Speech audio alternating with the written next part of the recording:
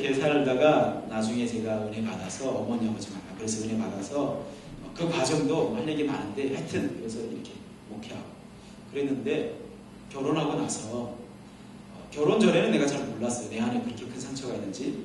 결혼하고 나서 그 신체적으로 두 가지 증상이 나오는데 하나는 이 심장이 너무 아파요. 가끔 가다가 이게 찌르듯이 담 걸렸다 그러죠. 숨을 들어 마시지 못할 정도로.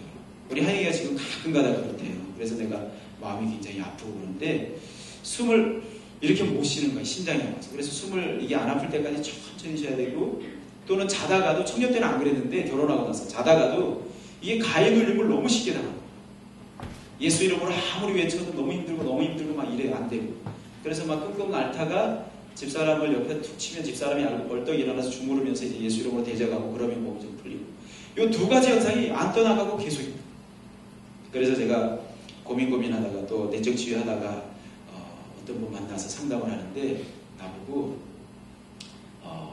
용서를 했다고 그래요. 어머니를. 그래서 그 당시는 아버지만 용서하면 된다 생각해서 아버지를 용서했다. 아버지 말고 어머니를 용서해야 돼. 그래서 내가 그 사람한테 그랬어요. 어머니를 용서할 게 없는데 아버지가 그렇게 잘못해서 어머니가 힘들어서 나간 거기 때문에 어머니를 용서할 게 없는데요. 그랬더니 아니래. 어머니를 이해하는 그런 마음이 있는 것 같지만 사실은 어머니를 미워하는 마음, 상처받은 마음이 이 안에 있으니까 용서의 기도를 하라 그래서 제가 하나님 앞에 가서 기도를 했습니다. 하나님, 제가 용서하라 그러는데 어머니에 대해서 용서할 게 없는 것 같은데 용서하라고 하면 어떻게 되겠습니까? 하고 기도하는데 이 기도가 갑자기 바뀌어지면 어떻게 바뀌냐면 어머니 절대 용서하지 못하겠다는 거예요. 아무리 힘들어도 어떻게 자녀들을 버리고 이렇게 도망갈 수 있습니까? 엄마를 용서 못합니다. 하나님 용서하라고 해요. 나는 용서 못합니다. 그거를 남의 교회 가가지고 1시간 동안 하나님 앞에 울면서 씨름하다가 용서 못합니다 하고 벌떡 일어나고 나와버렸어요. 그 다음날 어머니 만나서 그 기도해줬던 분하고 만나서 이러는데 기도해줬던 분과 기도하면서 어머니가 울면서 회개하시는 거예요. 그때 그 어려운 환경 버리고 도망쳤던 거 그걸 하나님 앞에 회개하는 거예요. 우시면서. 그래서 제가 그 모습을 보면서 하나님 앞에 하나님 내가 어머니를 용서하겠습니다. 그리고 나서 놀랍게도 이 가위 눌림하고 가슴에 이 찌르는 듯한 이 통증이요 그렇게 자주 있던 것이 싹 사라져 버렸어요. 그래서 제가 그때 깨달은 것 중에 한 가지가 이야 이게 용서가 이게 보통 힘이 있는 게 아니구나 그런 걸 깨달았어요. 그 이후로 지금까지 가위 눌림 손가락 안에 꼽을 정도예요. 지금 저가 결혼해서 거의 20년 가까이 되는데 손가락 안에 꼽을 정도예요. 그래서 제가 여러분들에게 도전합니다. 여러분들의 참된 그런 모습들 하나님이 원하시는 그런 모습을 찾기를 원하시면 여러분들에게 상처를 주었던 사람 그 사람들이 누구든지 간에 그 사람들이 어떤 사람들이든지 간에 그 사람 내 아버지든 어머니든 내 친구든 내가 사랑했던 사람이 누구든지 간에 뭐 군대 고참이었든 학교 선배였든 그것이 누구든지 간에 친구였든지 누구든지 간에 또는 어떤 상처를 받았든지 간에 하나님 앞에 용서 기도를 해야 됩니다. 하나님 내가 용서하길 원합니다 라는 그런 선포를 할 수 있어야 됩니다. 그리고 그런 용서 기도가 안 되면 하나님 내가 용서 기도 안 되는데 하나님 도와주십시오 하고 그리고 용서는 단 이례적으로 끝나는 것이 아니라 반복적으로 계속해서 하는 거예요. 오늘 용서 기도 했으니까 이제 안 해도 된다 그게 아니라 또 하나님 내가 용서합니다. 또 내가 용서합니다. 또 내가 용서합니다. 그렇게 용서의 기도들을 계속해서 반복해서 해야 됩니다.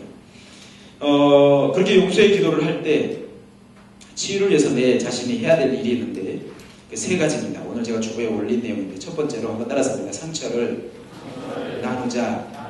아멘. 오늘 제가 저의 마음에 있었던 상처들을 나눴던 것처럼 제가 얼마 전에 꿈을 꿨는데 집사람이 꿈 얘기하지 말라고 그래요. 꿈 얘기 자꾸 하니까 좀 그렇다고. 그런데 제가 이제 신기한 좀 하나님이 주신 꿈들은 같이 이렇게 나눕니다. 제가 이제 한국 갈 때 다르니까 아버지 꿈을 잘 안 꾸는데 아버지 꿈을 꿨어요. 근데 아버지 보고 제가 퉁명스럽게 얘기하는 거예요. 아버지한테 제가 퉁명스럽게 안 하고 농담 잘하고 말 잘하거든요. 퉁명스럽게 차갑게 얘기해요. 그러고 나서 제가 이렇게 아버지 지나서 이렇게 아버지가 여기 계시면 이렇게 딱 섰는데 내 앞에 이런 막대기가 있고 그리고 그 앞에 이제 걸어놓은 무슨 거리 같은 게 있는데 이 걸려있는 게 전부 다 망치예요. 망치를 통해서 아버지를 딱 보고 제가 그래서 꿈을 깼어요. 그리고 나서 하나님 앞에 묵상하면서 내가 어머니는 적극적으로 용서했는데 아버지를 내가 적극적으로 용서하지 않은 부분이 있어서 아버지를 향한 이런 분노의 마음들이 내 안에 아직까지 남아있구나.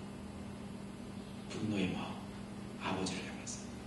나는 주기도문에 있는 내용을 가지고 하늘에 계신 아버지 이름이 거룩히 여기시고 받으시고 쭉 하다가 내가 나의 죄를 사해준 것 같이 저들의 죄를 사해 주옵소서 라고 이렇게 쭉 나가죠. 내가 나에게 죄를 지은 자들 사해준 것 같이 나의 죄를 용서해달라고 기도했는데 그 기도하면서 내가 아버지 용서했다고 생각했거든요. 그런데 용서가 다 되지 않는 어떤 것입니다.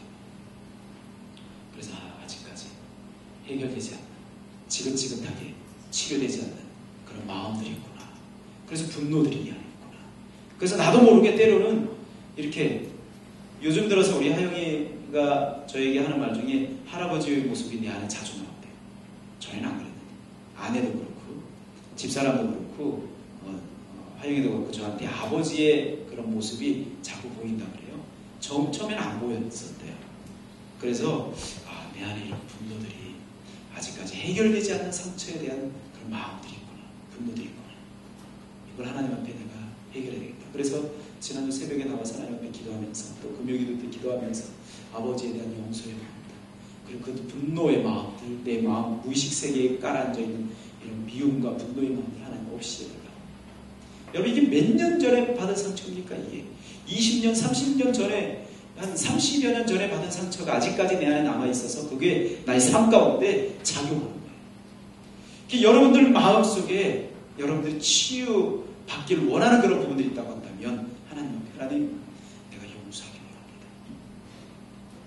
그것이 누구든지 간에 내가 또 용서의 기도를 했다면 더 깊이 있게 용서 기도하시고 제가 이 얘기도 언제 한번 한 적이 있었는데 어떤 형제 여기 살았던 형제예요. 저희 교회는 안 나왔는데 이 형이 동생보다 공부를 잘했대요. 형제인데 형이 공부를 잘한 거예요. 동생 공부를 잘 못하고. 그런데 형이 교통사고로 죽어도 했어요. 그래 똑똑한 형이. 그래가지고 하루는 자는데 엄마 아빠가 이야기하는 거예요. 차라리 이 공부를 못했던 동생이 죽었으면 더 나았을 텐데. 이 얘기를 자다가 들은 거예요. 얼마나 큰 상처가 됐겠어요. 그래가지고요 얘가 상처가 되고 그 뒤부터 부모하고 관계가 완전 단절. 대화 단절.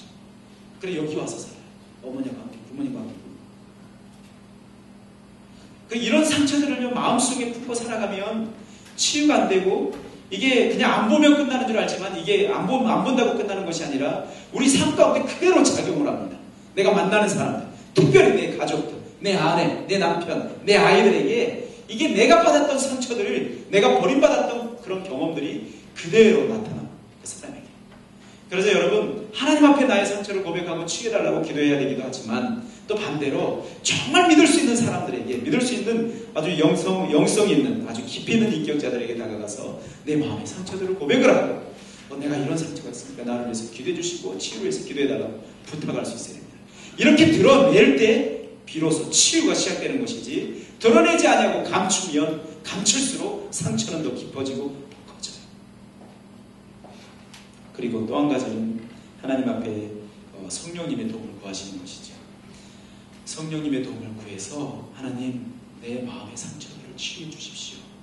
나는 내 마음속으로 들어갈 수가 없습니다. 그리고 나는 내 힘으로 용서할 수 없습니다. 성령님 도와주시고 용서할 수 있게 해주시고 또는 나는 상처가 별로 없는 것 같은데 그래도 성령님 내가 치유받아야 될 상처가 있다고 한다면 무엇인지 깨닫게 해주십시오 라고 기도했죠. 제가 어머니가 가출할 때 새벽에 나가셨다고 그랬죠. 제가 내적 치유 들어갔을 때 새벽 이제 기도를 한참 하는데 기도할 때 내적 치유 몇 카트가 있습니다. 몇 카트 치유된 사건이 있는데 아직까지 치유될 많은 부분들이 저 안에 남아있지만 치유되어져야 됐던 부분 가운데 어떤 부분이 있냐면 한 번은 어머니가 그렇게 나갔을 때 또 한 번은 이제 아버지가 새엄마하고 사실 때 아버지가 술이 일이 돼가지고 동생이 저하고 5살 차이인데 동생이 뭘 잘못했나 봐요. 그래서 죽이니 살리니 해요. 술이 채가지고 술이 완전 알코올릭이었어요. 술이 채면 이게 사람인지 그냥 물건인지 사람인지 구별이 안 되는 이 정도였어요. 술이 차면 그 당시 요강이 있었거든요. 요강 보고 이야기하고 요강 보고